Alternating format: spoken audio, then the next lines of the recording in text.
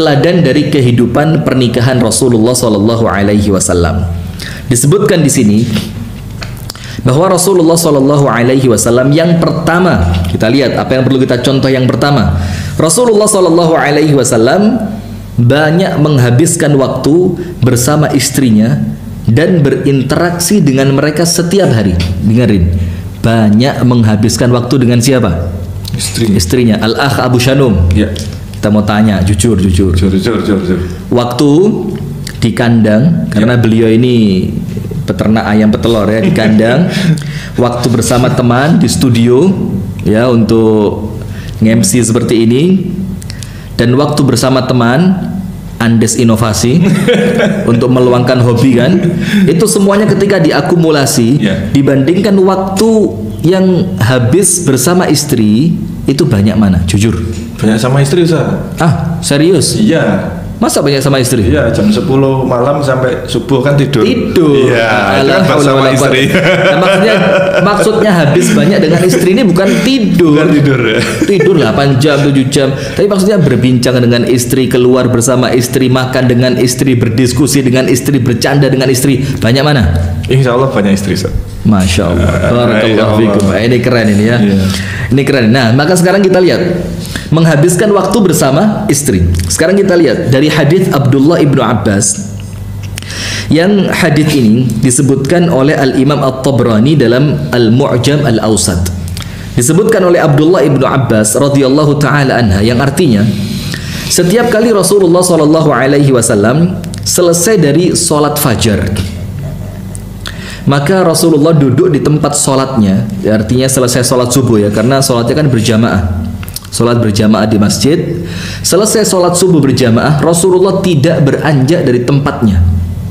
Untuk apa? Untuk berzikir, untuk memberikan tausiah, untuk memberikan nasihat kepada para sahabat, dan untuk membaca zikir pagi. Setelah semua itu selesai, Rasulullah melakukan sholat sunnah syuruk atau sholat sunnah isyraq, begitu kan? Nah, setelah selesai dari semua itu, setelah Rasulullah Shallallahu Alaihi Wasallam selesai sholat subuh, beliau Shallallahu Alaihi Wasallam duduk di tempat sholatnya sampai selesai zikirnya, kemudian sampai matahari terbit. Selesai itu sholat sunnah 2 rakaat. Kemudian apa yang Rasul lakukan? Coba lihat. Pertama kali ketika membuka hari, apa yang Rasul lakukan? Setelah haknya Allah selesai, sholat subuh, zikir pagi, memberi nasihat kepada para sahabat, matahari terbit, Rasulullah mengawali harinya dengan mengunjungi istrinya. Coba lihat, pertama yang Rasul lakukan adalah mendatangi siapa? Istrinya. Subhanallah. Coba kita lihat. Berarti bukan habis subuhan terus cari ketan gitu enggak ya? Masya Allah. Nah, ini untuk pemirsa ya. Kami kalau pengajian subuh di Pare, ini sebelum pulang diajak makan ketan, diajak makan pecel pare, keliling-keliling. Akhirnya pulang ke rumah itu 8:30 baru pulang. Nah, ini khilafus sunnah ini. Ini berbeda dengan apa yang disunnahkan oleh Rasulullah. Nah, maka kita berceramah begini, kita menyampaikan begini. Ini juga untuk kita belajar bersama kan?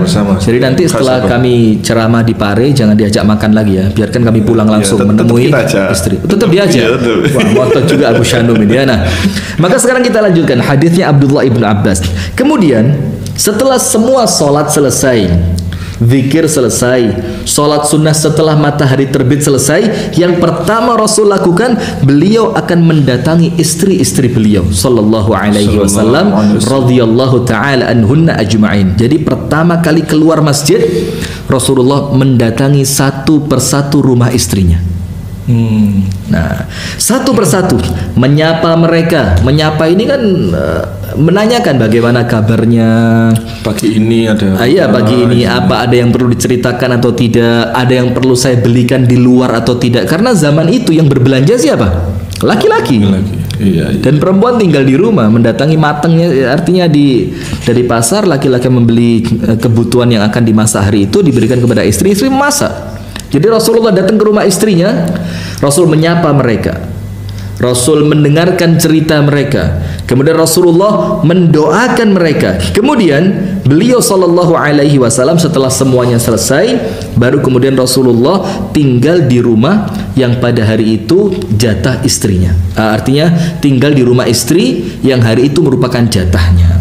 Artinya di sini Rasulullah sallallahu alaihi wasallam mengawali hari dengan apa? Menyapa istri. Istri. Subhanallah. Alangkah bahagia ya kalau istri kita seperti itu. Jadi dia adalah prioritas awal hari. Awal hari kita prioritaskan untuk membahagiakan siapa? Istri. Karena apa? Kalau istri di awal hari sudah bahagia, itu kebahagiaannya akan kebawa sampai malam. Dan istri yang bahagia itu konon katanya membuka rezeki suami. Betul enggak? Wah, ini perlu ini. Perlu apa? Perlu diteliti. Diselami.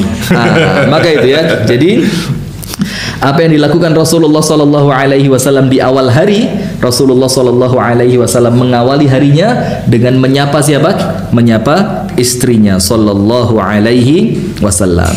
Kemudian artinya di sini hal yang pertama kali dilakukan Rasulullah di pagi hari adalah apa?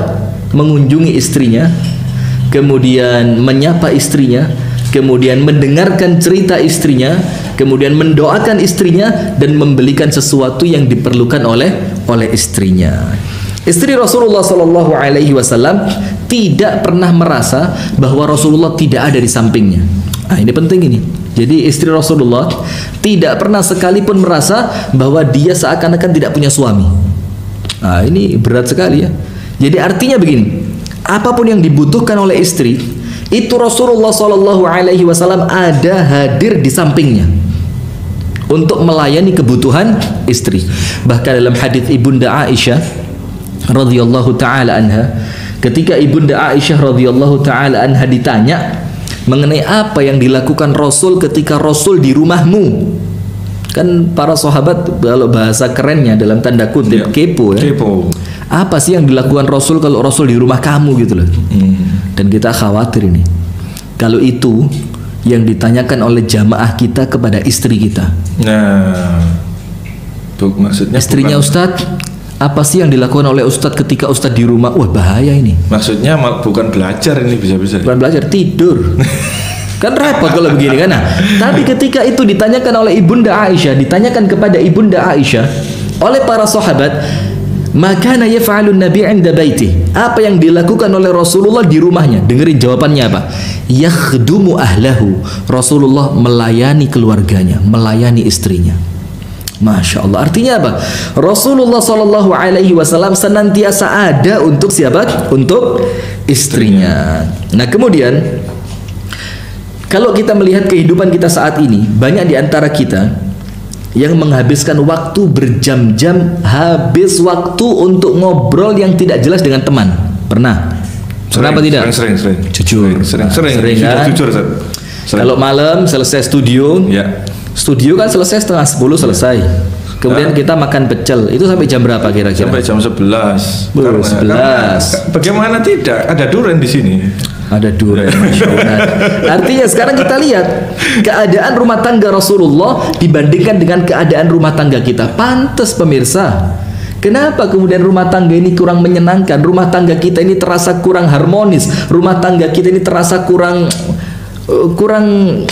menyenangkan, kurang harmonis, kurang hangat. Karena apa? Kita kurang menghabiskan waktu bersama istri. Kita lebih banyak menghabiskan waktu bersama teman, lebih banyak menghabiskan waktu untuk hobi kita, menghabiskan waktu untuk kesenangan kita dibandingkan menghabiskan waktu bersama istri kita.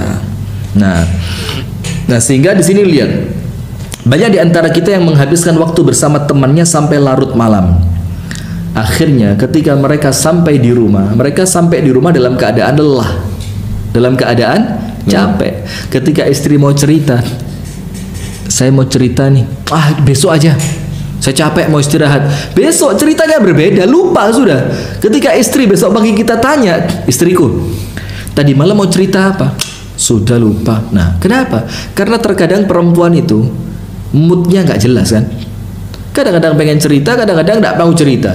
Maka ketika dia mau cerita di malam hari, sementara posisi suami pulang sudah dalam keadaan lelah, di dia tidak bisa melayani istri untuk mendengarkan curhatan siapa? Istri. Dan hati-hati pemirsa, ketika istri Anda tidak puas curhat Anda dengarkan, maka dia akan mencari tempat curhat yang lain. Apa akhirnya? Status WA. Status WA. Kadang tanggapannya gini, Ustaz. Bagaimana? Mas, gitu. Masya Allah. Gimana Mas? Sekali lagi dia dipasang kamera gimana? Ini Mas gimana? Secara langsung nggak bisa diulang. Nggak bisa diulang ya. Jadi saya contohkan pemirsa ya. Abu Syanu tadi mengatakan begini, ketika istrinya manggil gitu ya, Mas, Abu Syanu bilang begini, halnya itu sambil merem gini. Artinya ini sudah isyarat bahwa saya tidak siap mendengarkan curhatan kamu. Hati-hati gitu ya. Nah, jangan ganggu. Nah, maka repot ini kan. Nah, maka yang pertama pemirsa yang dirahmati oleh Allah Subhanahu wa taala dimanapun Anda berada, seni interaksi Rasulullah yang pertama yang kita pelajari, Rasulullah membuka harinya dengan mengunjungi siapa? Istrinya. Rasulullah membuka harinya dengan menyapa istrinya. Rasulullah membuka harinya dengan membantu istrinya. Rasulullah membuka harinya dengan mendoakan istrinya, mendengarkan cerita istrinya, membelikan sesuatu yang diperlukan oleh istrinya sallallahu alaihi wasallam. Sekarang yang kedua, Rasulullah sallallahu alaihi wasallam mengunjungi para istri dan mendengarkan apa yang mereka ceritakan, meskipun Rasulullah memiliki banyak kewajiban yang lain. Nah, sekarang kan dengarkan. Rasulullah mengkhususkan waktu, meluangkan waktu untuk mendengarkan curhatan siapa? Istri. Dalam keadaan Rasulullah sibuk luar biasa. Artinya di sini apa? Yang Rasulullah prioritaskan istri atau kesibukan yang lain? Istri. Jadi prioritas kita para suami, para suami di rumah. Ini para suami di rumah. Baru kita panggil satu-satu namanya? Perlu. Jangan. Oh, jangan. Ini para istri di rumah, ingat, prioritas Anda ketika di rumah tidak ada prioritas buka HP, tidak ada prioritas mendengarkan televisi atau menyaksikan televisi. Itu bukan prioritas. Ketika Anda di rumah, prioritas Anda adalah istri. Maka sekarang lihat, Rasulullah Shallallahu Alaihi Wasallam mengunjungi istrinya dan mendengarkan apa yang mereka ceritakan, meskipun Rasulullah memiliki banyak kewajiban dan kesibukan yang lain. Sekarang kita ceritakan di sini suatu malam. Ini dalam hadis riwayat yang sahih, riwayat Al-Imam Al-Bukhari dan Al-Imam Muslim. Dan saya harapkan nanti setelah kita ceritakan ini, saya harapkan pemirsa googling lah, browsing, cari di Google hadis tentang Ummu Zara'. Ummu Zar'in, Ummu Zara'. Ini Ummu Zara', nanti kita akan ceritakan. Jadi Anda bisa bayangkan kesabaran Rasulullah mendengarkan cerita istri, yang kalau kita baca saja itu hadis, pemirsa yang dirahmati oleh Allah, itu kita baca menghabiskan waktu lebih dari 1 jam. Dan itu Rasul mendengarkan dari Ibunda Aisyah tanpa sedikit pun Rasulullah menyanggah. Bayangin, antum kuat dengerin istri cerita tanpa disanggah selama 1 jam? Kuat? Cerita 1 jam, istri cerita 1 jam. Yang mungkin pemirsa, terkadang cerita istri untuk para suami itu tidak penting, betul tidak? Menurut kita, apa sih? Nanti saya bilang nggak penting, yang di rumah marah. Ternyata masih termasuk dalam golongan suami-suami takut istri ya. Tidak. Kita lanjut. Artinya begini, jarang sekali di antara kita seorang suami yang telaten, yang sabar, yang mampu mendengarkan ketika istri bercerita. Kenapa? Karena seakan-akan dunia istri itu seakan-akan bukan dunia yang kita tinggal di dalamnya. Ini seakan-akan luar planet yang lain ini. Alien. Iya, seakan-akan dia tinggal di planet yang lain. Sampai ketika dia istri itu cerita, kita mikir cerita apa gitu. Bahkan kadang-kadang kita dengerin itu sambil garuk-garuk gini. Sudah lama tidak berhenti. Tapi Rasulullah Sallallahu Alaihi Wasallam, dan harus dicontoh. Dengerin para suami, harus dicontoh. Telaten, sabar mendengarkan cerita istrinya. Sekarang kita dengarkan. Pada suatu malam, dalam hadis riwayat Bukhari Muslim, pada suatu malam, ini disebutkan di kolom komentar ini. Wah Ustadz, istri berbinar-binar Ustadz. Ya nanti kita balik ya, gantian. Pada suatu malam, Ibunda Aisyah radhiyallahu taala anha wa ardhaha menceritakan kepada Rasulullah Shallallahu Alaihi Wasallam. Dengerin ya, yang pertama ceritanya kapan? Malam. Capek enggak Rasulullah? Itu yang saya maksud. Artinya kita mau cerita dulu ya kesibukan Rasulullah. Pernah suatu hari Fatimah radhiyallahu taala anha wa ardaha, Sayyidah Fatimah putri Rasulullah, itu mencari Rasulullah Shallallahu Alaihi Wasallam ke rumah ibunda Aisyah. Jadi dicari di rumah ibunda Aisyah. Kapan Siti Fatimah datang? Pada waktu duha. Dan saat itu Rasulullah tidak ada di rumah. Ibunda Aisyah mengatakan, wahai Fatimah, kembalilah menjelang adzan zuhur, karena biasanya Rasulullah istirahat qailulah. Kembali ibunda Aisyah, kembali Fatimah ke rumah ibunda Aisyah untuk mencari ayahnya, yaitu Rasulullah, menjelang adzan zuhur. Apa yang terjadi? Siti Fatimah tidak mendapati Rasulullah. Ibunda Aisyah mengatakan, maaf wahai Fatimah, ayahmu belum pulang. Duha tidak ada di rumah, zuhur belum pulang. Apa ibunda Aisyah katakan? Kembalilah wahai Fatimah setelah sholat asar. Biasanya ayahmu setelah sholat asar istirahat di rumah istrinya. Kembali Siti Fatimah ke rumah ibunda Aisyah untuk mencari ayahnya setelah sholat asar. Ketemu? Tidak ketemu. Apa ibunda Aisyah katakan? Wahai Fatimah, ayahmu belum pulang.